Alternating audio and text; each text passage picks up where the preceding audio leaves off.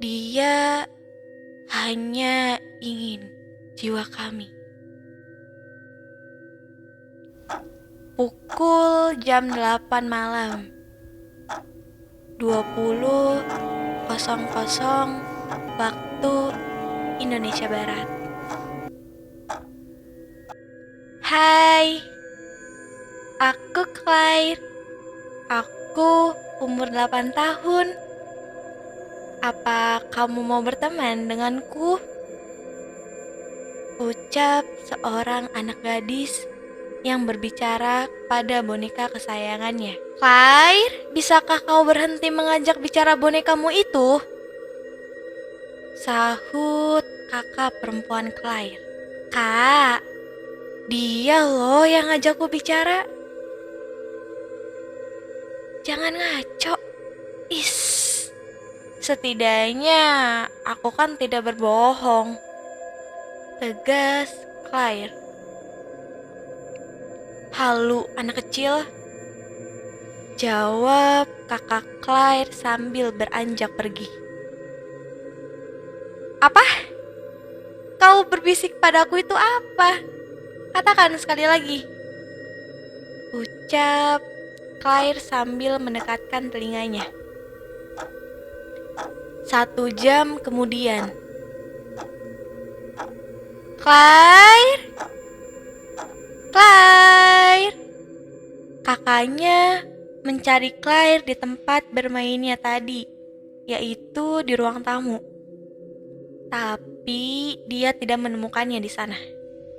Kakak Claire mencoba naik ke lantai atas, yaitu menuju ke kamar Claire. Yah, ada Claire di situ sedang tidur dengan memeluk bonekanya. Kakak Claire menutup pintu kamar. Suara itu muncul ketika kakak Claire hendak melangkahkan kaki meninggalkan kamar Claire. Suara itu seperti orang yang sedang menghantam sesuatu di balik pintu kamar Claire. Claire? Are you okay? Kau tidak apa-apa? Hei, kenapa dikunci? Pintu kamar Claire tiba-tiba terkunci. Dan beberapa saat kemudian, kakak Claire dikejutkan dengan lepasnya gagang pintu kamar Claire. Dengan masih disertai suara hantaman sesuatu. Tapi ini benda pasti jelas bukan benda biasa. Claire? Ada apa? Kakak Claire mencoba mengetuk pintu, lalu melihat lewat lubang gagang pintu yang sudah terlepas tadi. Jantung kakak Claire berdetak lebih cepat. Seketika saat dia melihat wujud adiknya berubah drastis. Wajahnya sangat mengerikan. Matanya merah darah dan taringnya menjulur keluar saat dia menyeringai. Kakak Claire bergidik. Dia mengusap-usap matanya dan memberanikan diri melihat kembali. Saat melihat kembali, Claire sudah tidak ada di depannya. Dia melihat di lubang itu dan menengok di sekitarnya, tapi tidak ada siapa-siapa. Dan tiba-tiba suara itu terdengar lebih keras. Kakak Claire menoleh dan berteriak sekuat-kuatnya. Setelah melihat mata merah itu tepat di lubang gagang pintu dengan lumuran darah yang mengalir dari atas. Dia menyadari suara tadi adalah hantaman keras dari kepala adiknya. Kakak Claire berlari, masuk ke dalam kamar dan menguncinya. Dia mencoba menghubungi orang tuanya yang masih ada di luar rumah. Tapi papanya tidak menjawab.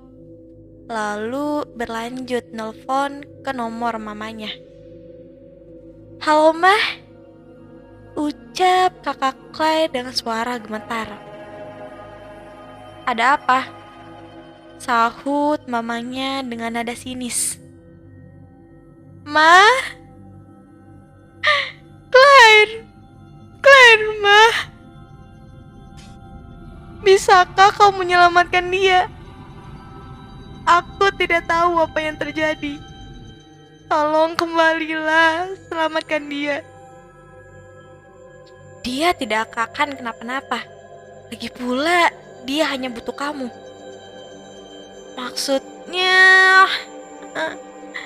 Belum selesai berbicara, tapi telepon sudah mati. Dia... Siapa? Claire? Atau siapa? Batinnya. Suara hantaman kepala itu tiba-tiba mengarah ke pintu kamar kakak Claire.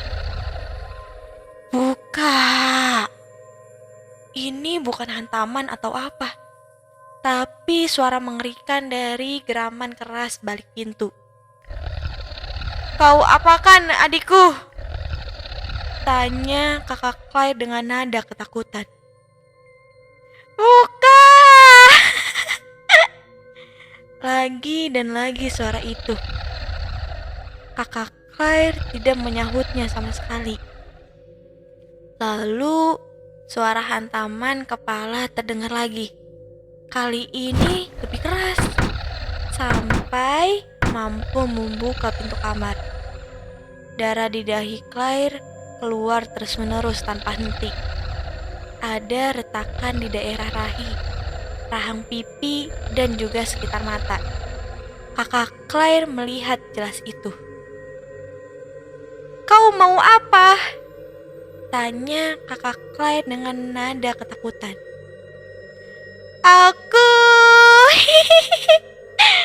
Aku tentu saja ingin berteman denganmu. Suara tawa yang mengerikan dan ajakan yang tidak masuk akal. Aku tidak mau, tegas kakak Claire dengan memberanikan diri. Oh ya? Tapi kau minta pertolongan siapa? Dia menatap kakak Claire dengan tatapan tajam, berlumuran darah dan senyum seringai menakutkannya itu. Kakak Claire berlari dan membuka jendela. Dan sepertinya tidak ada seorang pun tetangganya yang ada di rumah. Semua lampu mati, hanya lampu pinggir jalan yang menyala. Keringat dingin keluar perlahan. Jantungnya berdetak lebih cepat lagi. Perlahan dia membalikkan badan, dan tiba-tiba gigi tajam menyeringai itu datang dan menusuk leher kanan kakak Claire hingga merobek setengah dari lehernya. Seketika kakak Claire terjatuh dari jendela kamar dan terlempar keluar. Padahal aku hanya ingin kau menjadi bonekaku seperti yang lainnya, bocah bodoh. Geram dia dengan seringai menakutkannya itu. Nah, itu tadi ceritanya. Sekarang, bagaimana nih jika kamu punya boneka yang berambisi menguasai jiwa anggota keluarga dan semua tetanggamu? Apa yang kau lakukan kalau kau orang terakhir yang akan dijadikan bonekanya atau budaknya? Isi di kolom komentar ya. Terima kasih.